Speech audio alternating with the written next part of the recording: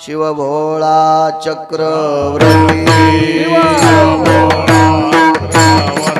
शिव भोळा चक्रवर्ती शिव भोळा त्याचे पाय माझे चिते त्याचे पाय माझे पाय माझे चिते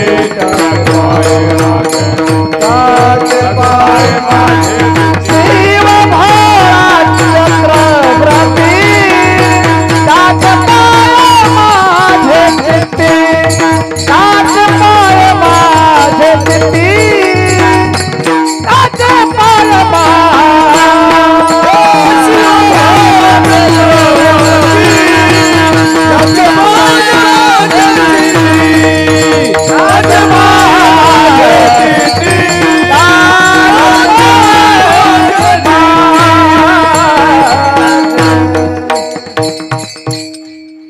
हे चिदान देगा देवा तुझा विसरण भावा गुण गाईन आवडी हेची माझी सर्व जोडी।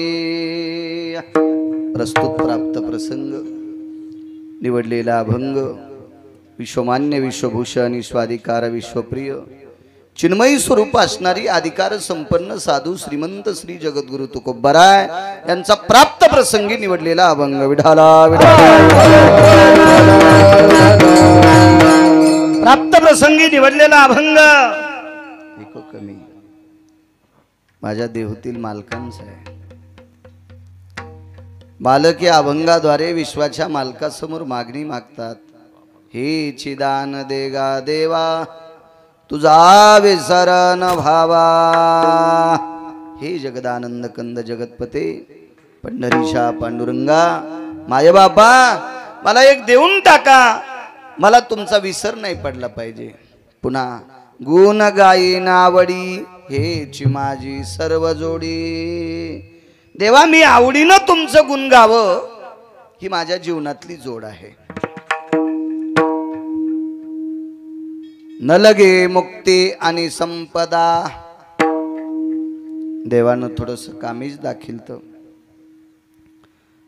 देहूतल्या मालकांना सांगितलं प्रभो मला मोक्ष सुद्धा नकोय।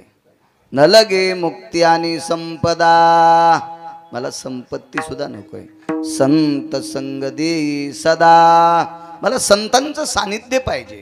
ठीक आहे विटेवरच्या मालकानं सांगितलं तुकोबराय नित्य तुम्ही तुमच्या स्मरणात राहील माझं आवडीनं भजन गाताल संतांची संगती देईल पण या काही गोष्टी करण्यासाठी मानवी शरीर पाहिजे आणि मानवी शरीर प्राप्त पाहिजे असेल लागत असेल तर मग गर्भवासाला यावं लागेल। सुखे घालावे आम्हाशी तुकोबरायनं सांगितलं देवा गर्भवासाची आम्हाला काही भीती नाही। ज्यांना भीती होती ते मुक्त झाले मुनी मुक्त झाले भेने गर्भवासा मुनी मुक्त झाले भेने गर्भवासा सुदासा सुदामा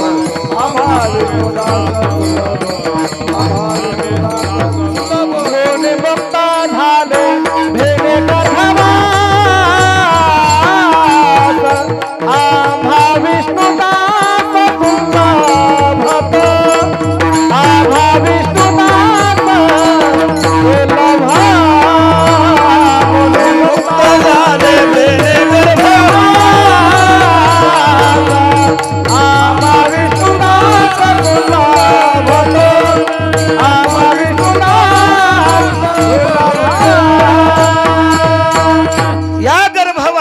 भीतीपोटी मुनी योगी जपी तपी सिद्ध अनुरागी हे मुक्तावस्थेला पोचलेत देवा पण आम्हा विष्णुदासा सुलभतो गर्भवास विष्णुदासाला काही करीत नाही। देवा अंतकरणात तुझं नामस्मरण आहे भजन आहे तुझ्या नामाचा टाहोय तो काय करणार आहे गर्भवास। हा साधा सोपा सरळ अभंगाचा अर्थ झाला आपलं कीर्तन। विठाला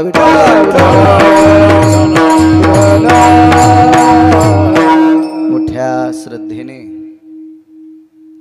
भावयुक्त अंतकरणाने चालत असलेला हा 5व्या 5 पर्वण्यापैकी उत्तम शिवरात्री हा एक फार मोठा पर्व आहे. शिवरात्रीचा वारकरी संप्रदायाच्या दंडकानुसार 29 उपवास आहेत एकादशी सारखे, आणि वारकरी संप्रदायाच्या दंडकानुसार एक उपवास आहे, एक टाइम जेवून त्याला सोमवार म्हणतात. याच्या व्यतिरिक्त ज्ञानोबाराय तुकोबारायांनी एकाही उपवासाला मान्यता दिली नाही. ज्ञानोबाराय तुकोबारायांनी, मी त्यांचं नाव घेऊन भाकरी खाणारा माणूस आहे, माझी काय पात्रता आहे. या 29 उपवासाने 30वा सोमवार शक्य असल्यास प्रदोष 31वा, याच्या व्यतिरिक्त ज्ञानोबाराय तुकोबारायांनी एकाही उपवासाला तिळा इतका ठाव दिला नाही तो ज्ञानोबाराय तुकोबारायांनी. मग तुम्ही आम्ही कोणते कोणते दुकानं मांडले ते किती खरे आहेत ज्याचे त्यानं तपासायचे. विठाला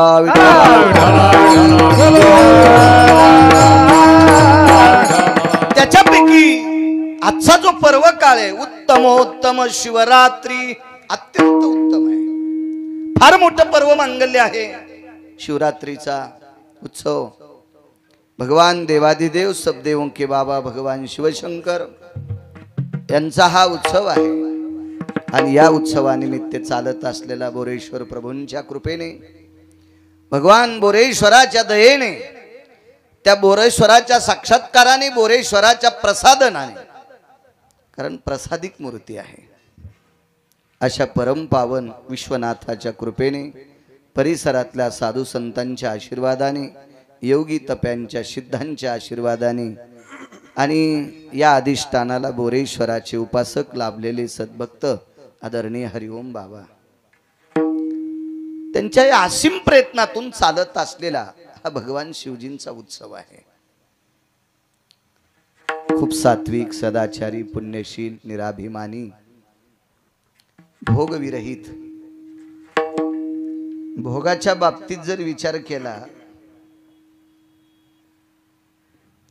तर मी त्यांच्या पायाला चिटकलेल्या मातीची पण बरोबरी मी करू शकत नाही. उन्हाळा असो, हिवाळा असो, पावसाळा असो, याच अवस्थेत आजही त्यांची परिस्थिती आहे. एखादा निष्ठावंत वारकरी आला असेल, त्याच्या पुढे लोटांगण घालणे, त्याचा दोष न पाहणे, त्याच्या गुणदोषाचा कसल्याही प्रकारचा विचार न करणे, त्याच्या गळ्यातली तुळशीची माळ, रुद्राक्षाची माळ, कपाळाचा गोपीचंद, बुक्का इतकं पाहून मातुड्यात त्याच्या पुढे लोटांगण घालणारा एक निष्ठावंत वारकरी माझ्या बोरेश्वराचे उपासक सद्गुरू हरिओम बाबा. मी तसा रगील माणूस आहे, मला काय अशी भीती वाटत नाही कोणाची, काय नाही. पण मी फक्त भीतो अशा सात्विक लोकांना. बाकी किवडा जरी रावणा इतका श्रीमंत आला तरी मला काय त्याच्या कपाळाला कपाळ घासायचं नाही, आणि तो बी भडवा मला काय देणार नाही. मी बी भिकारचोट नाही त्यांना आलाय काल मागायला. माझ्या पांडुरंगाने, माझ्या बोरेश्वराने मला यथासांग दिलेलं आहे. मी फक्त भीत असेल तर निष्ठावंत वारकऱ्यांना भेटतो. वाक्य नीट ऐका, महाराजायला बी भेट नाही. महाराज भोगवादी असू शकतात, महाराज चंगळवादी असू शकतात, महाराज पैसे झाल्यावर चुकीचे कामं करू शकतात, पहिल्या 3 सोडून 5वी करू शकतात. महाराज काही पाप करू शकते, पाप करत नाही ते फक्त वारकरी. आणि म्हणून त्या वारकऱ्यांना फक्त भीतो. एक महाराज म्हणला माझ्याकडे लय भारीची गाडी आहे, घाल मग आमच्या अंगावर. त्या गाडीचा आणि याचा काय संबंध आहे? माझ्याकडे एवढे पैसे, अरे कोणाकडे पैसे आहेत त्याचा काय विषय नाही. नाही भ्यायचं कोणाला, भ्यायचं फक्त तुम्हाला एक सांगतो, तुमच्या पायाला स्पर्श करून विनंती करतो, फक्त जीवनात अपमान करू नका वारकऱ्याचा. वाका मायबापाच्या पुढं, वाका देवांच्या पुढं, वाका ज्ञानोबाराय तुकोबारायांच्या पुढं, आणि त्याच्यानंतर जर पुढं वाकायचं असेल तर महाराजांच्या पायावर वाकूच नका, वारकऱ्यांच्या पायावर वाका. विठाला विठाला. कारण विश्वाच्या मालकाचं शुद्धांतकरण एक तत्व होतं देवाच्या मालकाचं. ते तत्व म्हणजे संत शिरोमणी निळोबाराय. मस्तक हे पायावरी, मस्तक हे पायावरी, वारकरी संताच्या, वारकरी संता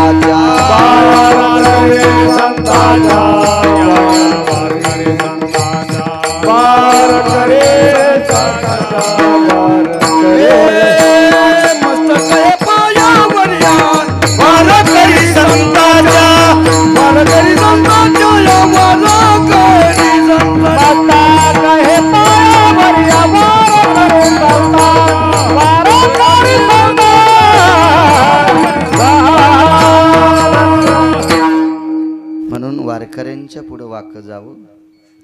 माझ्या बोरेश्वराचा विटेवरच्या मालकाचा निष्ठावंत उपासक असे परमश्रद्धे हरिओम बाबा वारकरी आहेत. त्यांच्या चरणी दंडवत करतो. बोरेश्वराच्या चरणी दंडवत करतो. मृदंगाचार्यांना धन्यवाद देतो. माझ्या या गुणीजनांनाही धन्यवाद देतो. गाय नक्षत्रातली बुलंद तो प्रकाशजी महाराज आहेत, त्यांनाही धन्यवाद. साऊंड सिस्टीमवाल्यांना सुद्धा कोटी कोटी धन्यवाद. भगवान बोरेश्वराचे उपासक तुम्ही एवढ्या मोठ्या गर्दीनं जमा झालात अशा पर्वणीवर, या शिवरात्रीच्या पर्व काळावर भगवान बोरेश्वराच्या दर्शनाकरता 2 तासाकरता नामचिंतन ऐकण्याकरता आलात.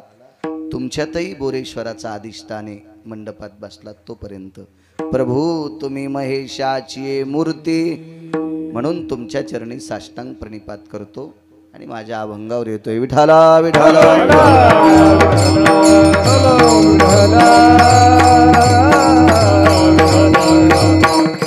आज काय मागणी आहे तुकोबारायची? तुझा विसर न व्हावा. पर्वकाळ शिवरात्रीचा आहे. महाराज, या 2 मालकांचा ज्यांना विसर पडत नाही ती माणसं फार मोठी असतात. विटेवरचे मालक आणि काशीतले मालक. विसर न पडणे म्हणजे नित्य अंतःकरणात ह्या दोघांना ठेवणे, देखावा करणे नाही. उजळड की घागर भरून घेतली, महादेवाच्या अंगावर रिचवली, दुसरी भरून आणली, तिसरी भरून आणली. हे देवाला वल करणं म्हणजे फार मोठेपणा नाही. हे वरून दाखवणे, त्याला आत ठेवणं सर्वात मोठा पुरुषार्थ आहे. या 2 देवायला आतमध्ये जागा द्या. पंढरीतल्या मालकांना आणि भगवान बोरेश्वर म्हणजे काशीतले मालक आहेत.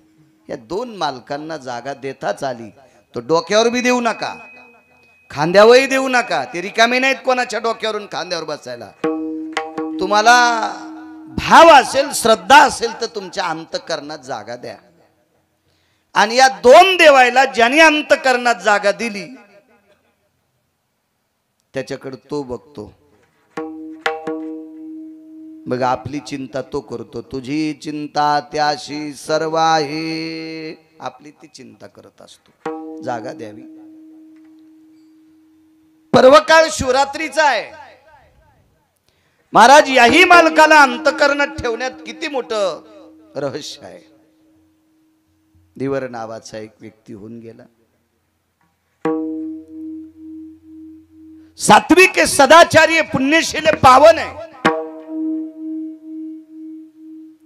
असं भगवान बोरेश्वरांचं जसं जाज्वल्य प्रसादिक लिंग आहे, पिंड आहे, अशी एक पिंड त्याच्याकडे सुद्धा होती. एकदम साध असं कौलाचं घर, छोटस मंदिर, बारीकसा गाभारा, आणि त्याच्यामध्ये तो भगवान शिवजीची उपासना करायचा. रात्रंदिवस अंतःकरणात त्याच्या शिवजीच होते.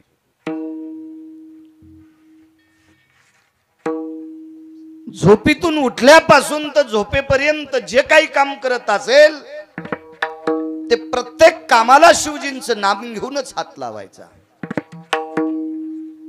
आपल्याकडे दंडक दिलाय, वदनी कवळ घेता नाम घ्या श्रीहरीचे. घात जरी तोंडात टाकायचा असेल तरी भगवंताचं नाव घ्यायचं सांगितलं. मोठी मोठी लोक जीवनभर त्याला अंतःकरणात ठेवतात, त्याला विसरत पडू देत नाही. सिंक जांभई खोकला ही तुका वेळ वाया. फक्त शिंकन जांभई जळ आली तर याच्या व्यतिरिक्त सारखा अंतःकरणात जगाचा बाप आहे काही लोकांच्या. आणि म्हणून त्यांच्यामुळे हे विश्व अस्तित्वात आहे. हे कधी मधी लटकपटक देवाचं भजन करणाऱ्यांवर विश्व अधिष्ठित नाही. आपली निष्ठानिष्ठीचा परमार्थ निष्ठावंत साधकांच्या जीवनात नित्य नितांत विश्वाच्या मालकाचा अधिष्ठान आहे. म्हणून हे विश्व टिकून आहे. सारखा देवांत करणात. रोज सकाळी स्नान झालं की एक घागर खांद्यावर घ्यायची पाण्याची भरलेली, आणि गंगेवरनं घरी येत असताना बाजूला उजव्या हाताला एक मशानभूमी होती, आणि त्या मशानभूमीतून मेलेल्या माणसाला जाळलेली एक चिमूटभर राख येताना तो घरी घेऊन यायचा. नित्य अंतःकरणात ठेवणारी माणसं किती अधिकारी असतात. तुझा विसर न व्हावा, तशी मागणी तर विटेवरच्या मालकाची आहे. पण विटेवरच्या मालकाने बोरेश्वराला डोक्यावर घेतलेलं आहे. तुम्ही टाळू चापून पा पंढरपुरातल्या मालकाची.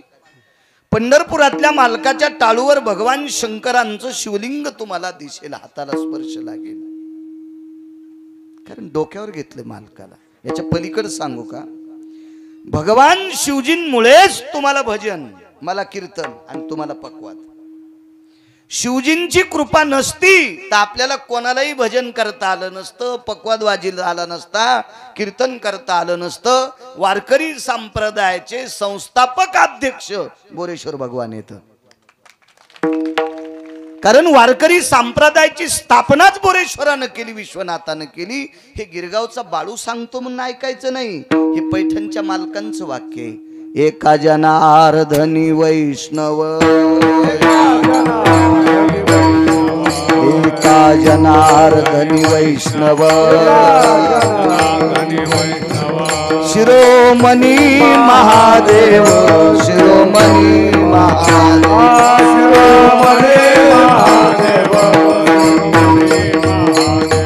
शिरोमणी महादेव, एका जनार्दनी वैष्णव, शिरोमणी महादेव, शिरोमणी महादेव,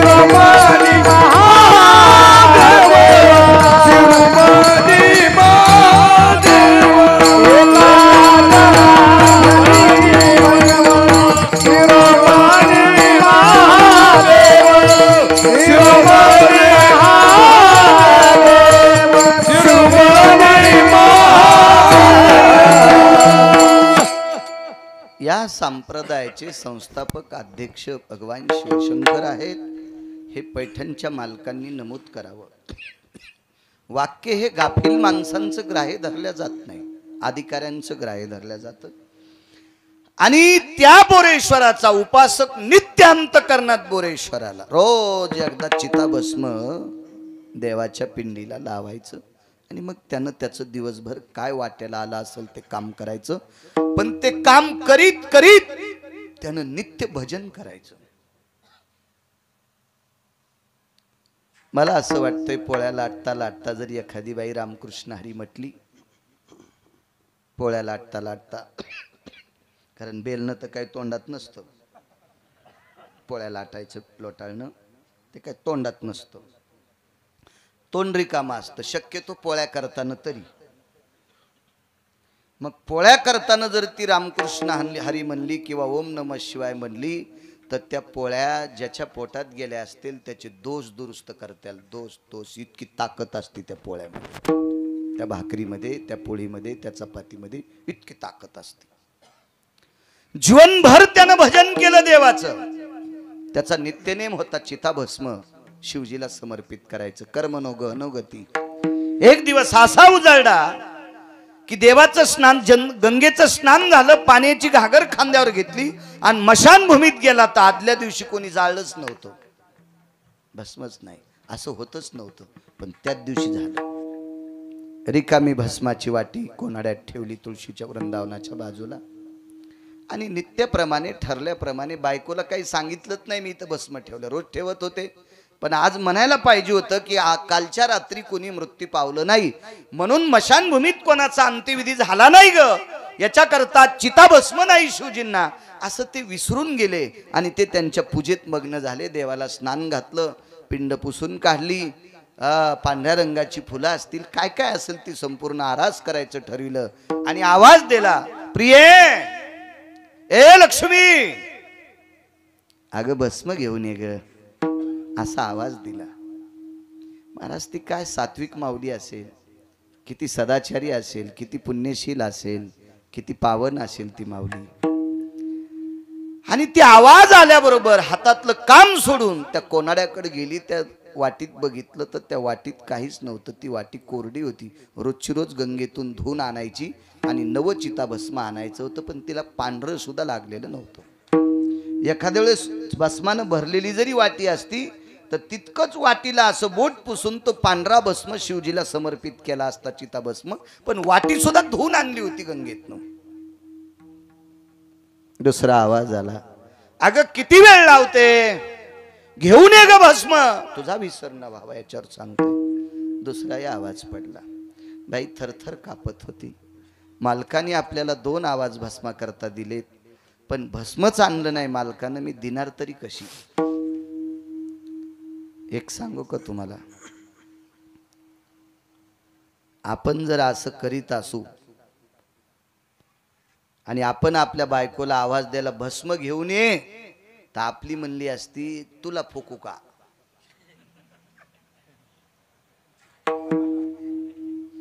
मी पण त्याच्यात आलो, तुमच्या अंगावर दगड टाकतोय असा विषय नाही.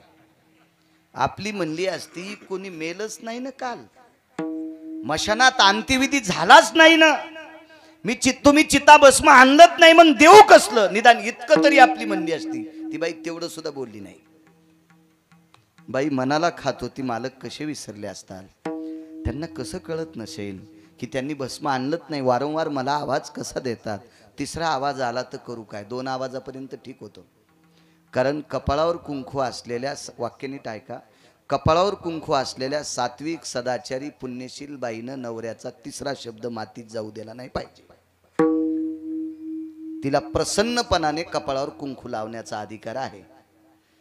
ती कोणतंच वाक्य नवऱ्याचं ऐकत नसेल तर तिनं कपाळावर कुंकू लावणं म्हणजे कुंखाचं पिठलं करून कपाळाला चिटकिने. महाराज अधिकारी लोकांसाठी असते, ते तुमच्या माझ्यासाठी नाही. आपला खेळ सगळा पोकळवादी, सगळा देखावा, आपला आतून काही नसतं, काही संबंध नसते. आज्ञाभंग काय असते, वैचारिक पातळीची लेवल काय, खाली किती गेली, वरी किती गेली, लोक काय म्हणतील, काही संबंध नाही. मी म्हणजे मीच. या अवस्थेत जगत जीवन जगणारे तुमच्या माझ्यासारखे सगळे आपणच. त्या बाईने विचार केला, तिसऱ्यांदा आवाज जर दिला तर करावं काय, आणि तसंच झालं. आवाज दिला, अगं अन्न ना ग. बाईने विचार केला, तिसरा आवाज पडलाय, आज्ञाभंगतेचं पापक लागते. कापूर घेतला, हरिओम बाबा. तो कापराचा ढिगल केला, त्या कापरावर बसली आणि त्याच्यावर विस्तू टाकून दिला आणि स्वतःचं शरीर जोहार करून घेतलं. मधातली मधात मंदिरात विचार करत होता, गेले आयुष्यभर जिच्या खांद्याला खांदा लावून संसार केलाय, ती बायको साधं दारातलं भस्म मला देवासाठी आणून देत नाही. आपण कशासाठी संसारासाठी बैलासारखं जीवन राबवायचं. हात हे आपल्या जीवनाची, धिक्कार आहे आपल्या जीवनाचा. जी आपल्याला दारातलं तुळशी वृंदावनाच्या बाजूला ठेवलेल्या कोनाड्यातली वाटी भस्माची आणून देत नाही, तीन आवाज देऊन आपण या संसारासाठी बैलासारखं राबायलो, असा त्याने विचार केला. पण भस्म आणलंच नव्हतं त्यानं. हे कुठं लक्षात आहे. अनावधानानं विसरून गेला आणि हयातून थकून मंदिराच्या गाभाऱ्याच्या बाहेर आला तर तुळशी वृंदावनापाशी दिव्य तिच्या शरीराचा सुगंध येत होता. पाहिलं तर राखुंड्याचा ढिगल पडलेला होता. राखुंड्याचा ढिगल पडला होता. लक्षात आलं, कालच्या दिवशी एकही इथे माणूस मृत्यू न पावल्यामुळं मशानभूमीत अंत्यविधी झाला नाही, आणि अंत्यविधी न झाल्यामुळं मी वाटी गंगेतनं धुवून आणली. पात्रामध्ये भस्म नव्हता आणि आपण पत्नीला आवाज दिला, 3 आवाज दिले, ती आणील कुठून, आणि मग तिनं स्वतःच्या शरीराचं जोहार करून घेतलं. काय पत्नी असेल महाराज. आणि त्या राखेमध्ये जाळलेल्या अस्थिच्या त्या पुंजामध्ये असा हात घातला आणि मूठ भरून चिताभस्म घेतलं. हे चिताभस्म ज्या वेळेला असं भरून घेतलं हातामध्ये, विठाला विठाला विठाला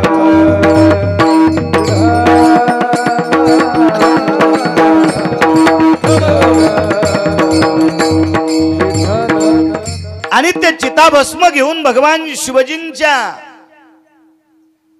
पिंडीवर समर्पित केलं.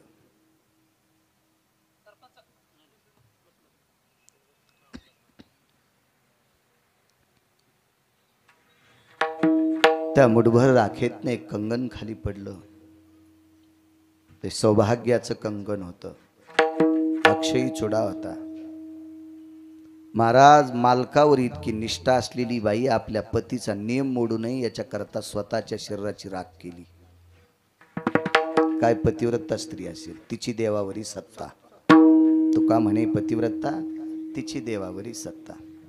महाराज, बेल किती महादेवाला वाहला, पांडुरंगाला मंजुळ किती वाहली, आपण किती ग्रंथाचं पठन केलं, हरिपाठ किती बाऱ्या म्हणतो, तुळशीला प्रदक्षिणा किती करतो, त्यापेक्षा आपल्या भारतीय संस्कृतीचे आपण नियम किती पाळतो हा महत्वाचा मुद्दा आहे. महाराज ज्वार करून घेतला आपल्या पतीचा नियम मोडू नये. गेल्या 30-35 वर्षाची परंपरा. आज जर चिताभस्म नसतं तर आपल्या पतीचा नियम मोडून गेला असता. म्हणून स्वतःचं शरीर जाळून घेतलं आणि त्याच्यातली मुठभर राख मग नवऱ्याने भगवान शिवजीला अर्पण केली, बोरेश्वराला, विश्वनाथाला. त्याच्यातून एक बांगडी पडली, कंगन पडलं. श्रुतीने प्रश्न केला, जिथं स्वतःचं शरीर पेटून घेतलंय तिच्या हातातली बांगडी का जळाली नाही? माझ्या लहानपणी आम्ही बांगड्यांचं तोरण करायचो. लग्न कार्य असलं की कासार दादा बांगड्या भरायचे आणि त्या फुटलेल्या बांगड्याचं असं कोपऱ्यात गोठोडा असायचं, ते नेऊच द्यायचं नाही, ते ठेवून घ्यायचं. आणि त्या बांगडीचा एक भाग दिव्यावर ठेवला राखेलच्या आणि इकून दाबलं की ते काच इतका वितळतून मग इकडचं तोंड मिटतं. म्हणजे त्या काचाचं पाणी होतं छोट्याशा मिनमिनत्या दिव्यावर. तर मला सांगा, प्रेत जळेपर्यंत अग्नी किती वाढला असेल, त्या बांगड्याचं पाणी होतंय, पण पतिव्रतेचे कंगन जाळायची ताकद अग्नीत नाही. पतिव्रतेचं मंगळसूत्राचा दोरा सुद्धा जाळायची अग्नीत ताकद नाही. अग्नीत ठराविक लोकांना भेटतो, साध्वीला भेटतो, वारकऱ्याला भेटतो आणि पतिव्रतेला भेटतो. मी दुपारी कीर्तनात बोलून गेलो. ढवळेवीर नावाचं गाव आहे खानदेशमध्ये. त्या खानदेशमध्ये ढवळेवीर नावाचं गाव, तिथं रुक्मिणी नावाची एक माऊली होऊन गेल्या. फक्त हळदीचा डाग होता आणि तेवढाच हळदीचा डाग आणि माहेरी आल्या. अख्खं जीवन माहेरात ज्ञानेश्वरीवर गाथ्यावर प्रेम केलं आणि ज्ञानेश्वरी आणि गाथा जीवनभर अंतकरणात ठेवला. 2 वेळेची भाकरी घरातली लोक देत होते. कालांतरानं ती रुक्मिणी नावाची स्त्री हरिओम बाबा जात राहिली. त्या माऊलीचा अंत्यविधी झाला. 2ऱ्या-3ऱ्या दिवशी राख सावडायला गेल्याच्या नंतर गळ्यातली तुळशीची माळ दोऱ्यासह सापडते आणि आस्ती विरून गेल्या. औषधाला आस्ती सापडली नाही, फक्त गळ्यातली तुळशीची माळ आणि तो दोऱ्यासह ती माळ सापडे. आज ढवळेवीर नावाच्या गावात खानदेशमध्ये फक्त त्या तुळशीच्या माळीची रुक्मिणी माऊलींची समाधी आहे. जाळू शकत नाही अग्नी, भीतो वारकऱ्यांना. पुन्हा एक मुद्दा पहा. इकडे खाली सोलापूर भागामध्ये, धाराशिव भागामध्ये वारकरी संप्रदायातले गोड साधरी व्रत होऊन गेलं. वैकुंठवासी स्वर्गीय रामकृष्ण भाऊ येडशीकर. प्रचंड संप्रदायाचा व्यासंग मोठा होता भाऊंचा. भाऊंचं नाव रामकृष्ण होतं. मोठ्यांचं वाक्य सांगतोय. गुरुवर्य वैकुंठवासी रामकृष्ण भाऊ येडशीकर जात राहिले. लक्षावधी टाळाच्या, मृदंगाच्या, वारकऱ्याच्या, विटेवरच्या मालकांच्या, काशीतल्या मालकांच्या जयघोषाने स्वर्गीय रामकृष्ण भाऊंचा अंत्यविधी पार पडला. आणि आस्ती संचयाच्या कार्यक्रमाला ज्या वेळेला पुन्हा 2ऱ्या-3ऱ्या दिवशी सगळी लोक जातात, त्यावेळेला भाऊंची कवटी जशाला तशी हरिओम बाबा सापडली. पूर्ण जळून गेलेली पांढरी शुभ्र कवटी सापडली. पण भाऊंच्या कपाळावर त्यावेळेला 10-5 क्विंटल नारळ पडले असतील, कितीतरी कापूर पडला असेल, कितीतरी गावरान तूप पडला असेल, राळ पडली असेल, गौऱ्या पडल्या असतील, चंदनाची लाकडं पडली असतील, दुसरी सुद्धा जांभळे आंब्याची लाकडं पडली असतील. आणि इतक्या लाकडात जळालेलं पार्थिव त्या कपाळावर, कवटीवर नाव कोरलेलं होतं रामकृष्ण. उपजताच त्यांचं नाव रामकृष्ण भाऊ येडशीकर. अख्खं शरीर जळालं. पण नाव जशाला तसं साबूत राहिलं. अग्नी वारकऱ्याला भेटतोय, अग्नी साध्वीला भेटतोय, सतीनं देखे अग्न. महाराज सतीचं शरीर अग्नी पाहू शकत नाही. मी दुपारी बोलून गेलो. कासारवाडी नावाचं गाव आहे गंगाखेड तालुक्यामध्ये. वैकुंठवासी मारोतराव महाराजांची बऱ्या काळ त्या माऊलीनं सेवा केली. त्याही माऊलीला हळदीचा डाग होता आणि काय नवऱ्याला आवडलं नसेल, हळद फेडायच्या आत माहेरी आल्या आणि त्या दिवसापासून सासरी गेल्याच नाही. जीवनभर भजन केलं. भाऊजायाच्या हाताखाली, माहेरातल्या लोकांच्या हाताखाली राब राब राब राब राब पडलेलं काम त्या माऊलीनं केलं. आपल्या बाबांकडे आलेल्या वारकऱ्यासाठी स्वयंपाक करायचा. विनंती करून पंढरपूरची वारी केली. त्या बाईचं नाव होतं जाईबाई नावाची माऊली. आणि ज्या वेळेला ह्या जाईबाई नावाच्या माऊली जात राहिल्या, त्यांचा अंत्यविधी झाला. महाराज नुसता हळदीचा डाग होता. हरिओम बाबा. त्या माऊलीच्या गळ्यातला दोऱ्यासह पोत सापडली. सावडायच्या दिवशी दोऱ्यासह. आज मारुतीरायाच्या मंदिरात एक छोटीशी समाधी आहे त्या माऊलीची. आपल्या मराठवाड्यातली बाई आहे. महाराज हे सांगणारी पाहणारी लोक आज जिवंत आहेत. महाराज अधिकारी लोकांचा पुरुषार्थ इतका मोठा असतो, देखावा करणाऱ्यांचा नाही. अधिकाऱ्यांचा पुरुषार्थ, महाराज विटेवरच्या मालकाला, बोरेश्वराला आवडणाऱ्या लोकांचा एवढा दर्जेदार पुरुषार्थ असतो, इतका दर्जेदार. मग जिनं स्वतःच्या पतीचा नियम मोडू नये, तिनं स्वतःचं शरीर जोहार केलं. तिचा काय दर्जा असेल, टेलर काय अधिकार असेल तिचा. आणि मग भगवान विश्वनाथ, भगवान बोरेश्वर प्रगट झाले आणि त्या धिवराला आलिंगन दिलंय.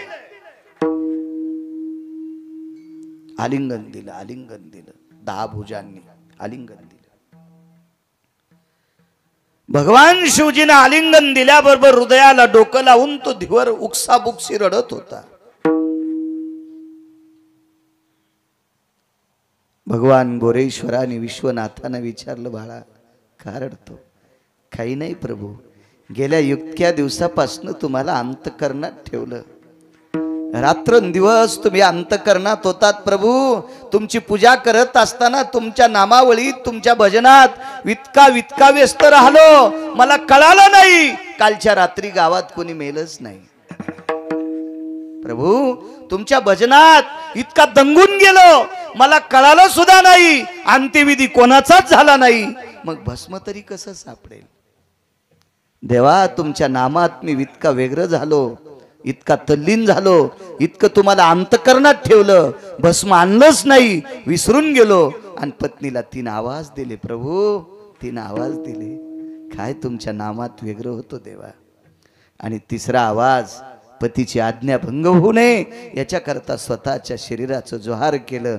प्रभू, गेल्या 30-35 वर्षाचा मोडणारा नियम, चालत असलेला नियम आजच्या तिथीला मोडा असता, पण ते केवळ माझ्या पत्नीनं स्वतःच्या शरीराची राख केली आणि तो नियम आज शाबूत ठेवला. देवा, आता हा नियम शाबूत ठेवण्यासाठी पाठीमागं कोणी नाही, त्याच्यापेक्षा मला घेऊन जाय. भगवान शिवजीनं हृदय धरलं, मिठी मारली आणि एकच विचारलं, तुला पाहिजे काय? प्रभू एकच करा. गेल्या 35 वर्षापासून चालत असलेला नियम जिच्यामुळं चालू राहिला, तिनं जर जोहार केलं नसतं तर आज तुम्हाला चिताभस्म समर्पित करायचा नियम मातीत गेला असता. त्या पत्नीमुळं नियम साबूत ठेवलाय, मला तीच परत देऊन टाका. आणि जशाला तशी त्या धिवराची पत्नी भगवान विश्वनाथानं, बोरेश्वरानं परत केली. महाराज, ताकद कशाची आहे? अविरत त्याला ध्यानात ठेवल्यामुळं, अविरत त्याला अंतकरणात ठेवल्यामुळं, एका क्षणा इतका त्याचा विसर न पडल्यामुळे विश्वनाथाने त्या भक्तावरती कृपा करावी. म्हणून मालक पहिल्या कडव्यात म्हणतात,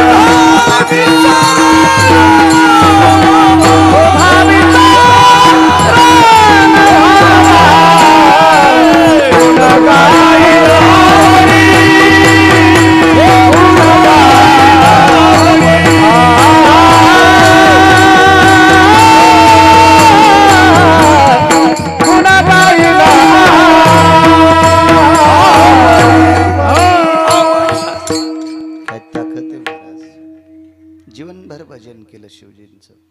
आज पर्व काळ आहे शिवरात्रीचा. हरिओम बाबा एक वेश्या व्यवसाय करणारी बाई होती, वेश्याचा धंदा. किती मान्यता देता तुम्ही तिला? पण ती वेश्या जरी असली तरी देवावर तिची इतकी निष्ठा होती, इतकी निष्ठा होती, मला असं वाटतंय विश्वातल्या बऱ्यापैकी स्त्रिया तिची बरोबरी करू शकत नव्हत्या.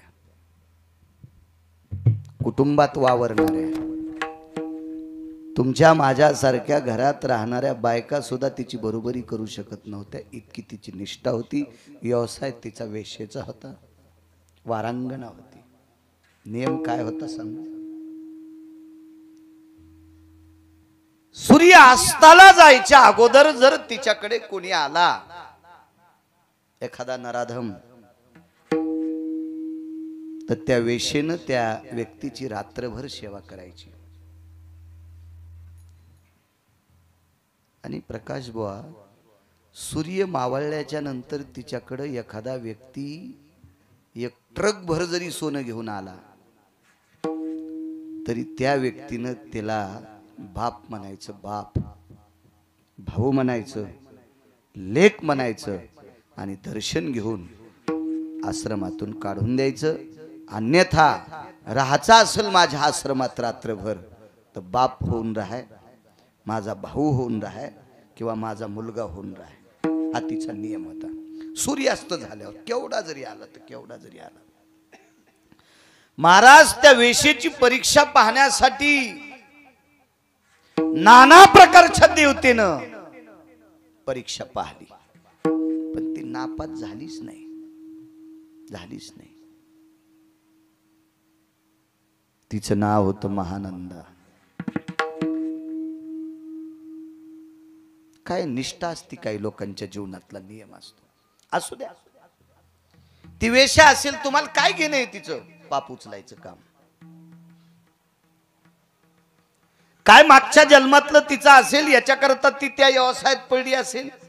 तुम्ही विनाकारण तिचे वाभाडे काढणं म्हणजे तिचे धुणे धुणे तुमच्या डोक्यावर पाप घेणं. माणसं बऱ्याच वेळेस स्वतःचा पुरुषार्थ मातीत घालतात आणि दुसऱ्याचे उकांडे उकरायच्या जास्त नादी लागतात. हे मागच्या जन्मात भडवे कोंबडे होते. कोंबडे अजूनही उकांडे उकरते. तुका म्हणे झाले कोंबड्याची परी, तुका म्हणे झाली कोंबड्याची परी, पुढेची उकरी लाभ नाही,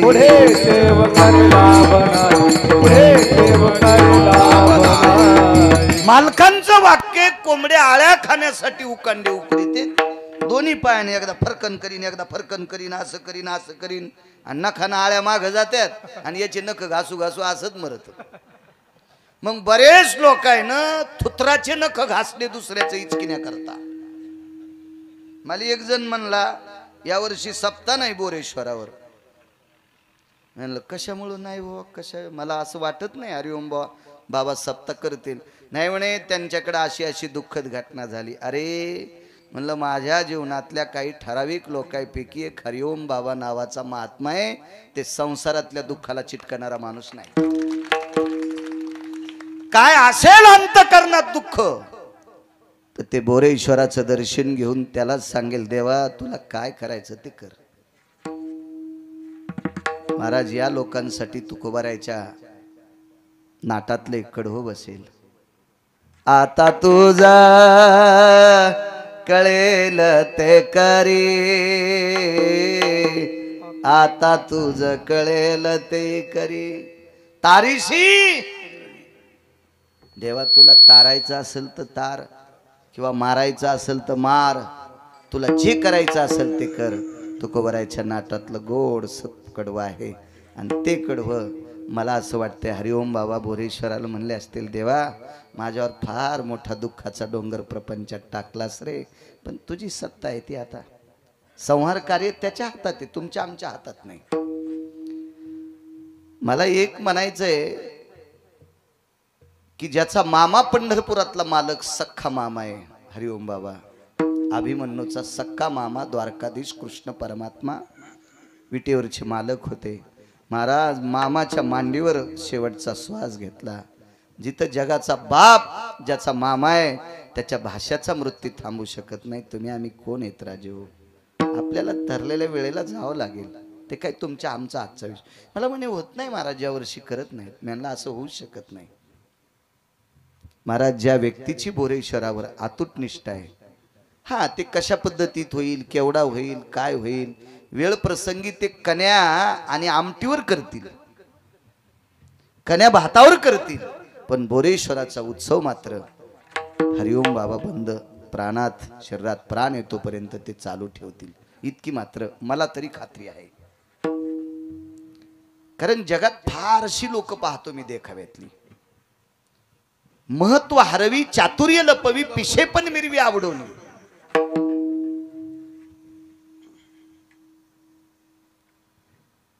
मला बुद्ध्यांक दिला असेल, मला अभ्यास दिला असेल, शास्त्राचा, पुराणाचा, वेदाचा अभ्यास दिला असेल, तरी पण मी एखाद्याच्या पुढे वागताना मी माझ्या शरीराचा विचार करतो. माझे कपडे मळतील का, मातुड्याचा डाग लागेल का.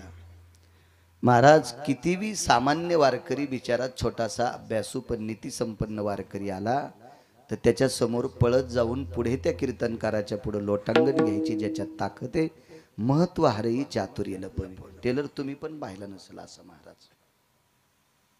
गठुडे देणारे खूप लोक सापडतील आम्हाला. गठुडे देणारे महाराष्ट्रात मला खूप लोक सापडतील, पण वारकरी घरी आल्याच्या नंतर इतकी नम्रता असणारा फक्त हाच महात्मा सापडा. इतकं मी कॅमेऱ्यावर सांगतोय. अजय निष्ठावंत भाव भक्ताचा स्वधर्म, निष्ठावंत भाव भक्ताचा स्वधर्म, निष्ठावंत भाव भक्ताचा स्वधर्म, निष्ठावंत भाव भक्ताचा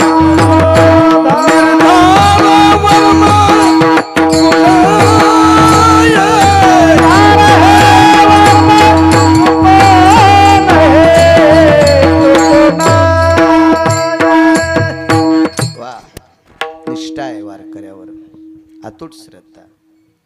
आणि अशी माणसं मनावर रुसतील, देवावर रुसत नाहीत.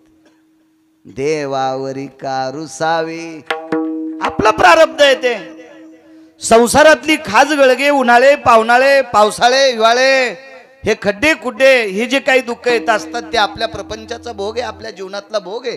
विनाकारण देवाच्या डोक्यावर टाकून आपण कुडत बसणं हे मूर्खपणाच्या यादीतले आपण लोक आहोत. विढाला विढाला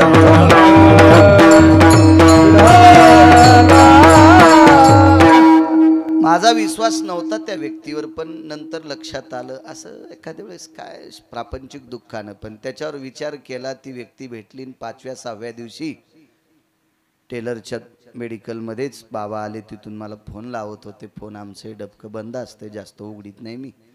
आणि संध्याकाळी टेलरनं फोन केला, हरिओम बाबा आलते, तुमच्या तारखेविषयी बोलत होते. म्हणलं तारीख कधीच लिहून टाकलेली, त्यांची काय चिंता नाही.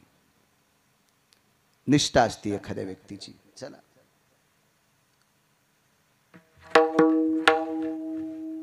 केवढा जरी आला तर आपल्या नियमात बदल नाही. हा भाव त्या महानंदेचा होता.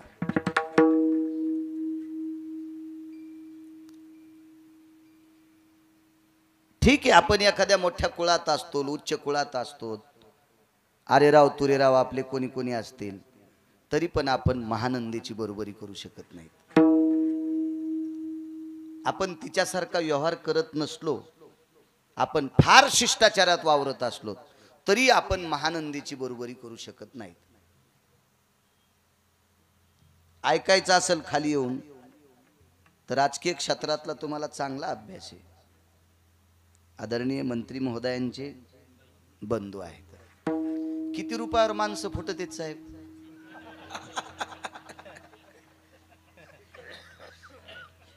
मी तर नुसतं ऐकिलंय, लोकांचं ऐकिलंय. तुम्ही तर अनुभवलंय. महाराज 10-15 दिवस दुसऱ्या एखाद्या माणसाच्या नावाचं आंगडं घालून फिरणारा माणूस, हातात बसतील इतक्या पैशात अख्खं जीवन त्याचं एकत घेतात राजकीय लोक, अख्खं जीवन. त्या बाईला एक ट्रक जरी सोनं दिलं दिवस माळाल्या, तर त्या सोनं देणाऱ्याला ती रात्रभर बाप भाऊ आणि लेख म्हणायची.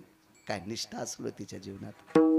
आणि परत जर जावाच वाटत नसल तर रात्रभर तू भगवंताचं भजन माझ्या बाजूला बसून तू ऐकत राह. पण ते एवढे मोठे पैसे घेऊन आणारा हरामखोर भजन ऐकायला आलेलाच नसतो. त्याचं कितीतरी पिढ्याचं पाप उतवालेलं असते, तो भजन ऐकायला कसं आहे.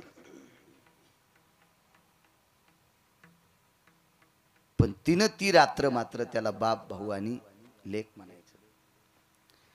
आणि तेवढी रात्र तिनं आवडीनं देवाचं भजन करायचं. ती बसून भजन करायची. कोण होतं सोबती तिच्या जीवनात? एक कोंबड आणि एक माकड. म्हणजे खरोखर कोंबड आणि खरोखर माकड तिच्या जीवनातले सोबती. आणि जी रात्र टळली वाईट कामासाठी, ती रात्र भजनासाठी घातली. सूर्यास्त झाला, लोपले भास्कराचे बिंबवो. एक ग्रंथकार सांगतोय, लोपले भास्कराचे बिंबवो. पश्चिम दिशेला सूर्य मावळला भागवत बुवा. किती रात्र देवासाठी होती, कुठल्याही पुरुषासाठी नव्हती. अख्खं शरीर भगवंतासाठी. आणि सूर्य मावळला की स्नान करायचं. ती स्नानाला गेली की माकडानं स्नान करायचं. ती स्नानाला गेली की तिच्या अंगावर पडलेल्या पाण्यानं कोंबड्यानं आंघोळ करायची. साचलेल्या खड्ड्यात पकाडा सगट त्यानं सुद्धा आंघोळ करायची. अंग गिंग कोरडं करून तिनं आसन टाकायचं आणि भगवंताचं भजन करायचं. गुणगायी नावडी. महाराज ती भजन म्हणत असताना कोपऱ्यात माकड बसलेलं, इकडच्या कोपऱ्यामध्ये ते कोंबड बसलेलं. मोठ्यांचं वाक्य सांगतोय, ज्या दिवशी सूर्य नराधमाच्या व्यतिरिक्त टळला त्या रात्री पाणी पण ग्रहण नाही, अन्न नाही, पाणी नाही. दुसऱ्या दिवशीचा सूर्य पाऊस तर पाण्याचा थेंब प्यायचा नाही. रात्रभर नुसतं भजन करायचं, नुसतं भजन. कधी कधी एवढं भजन करायची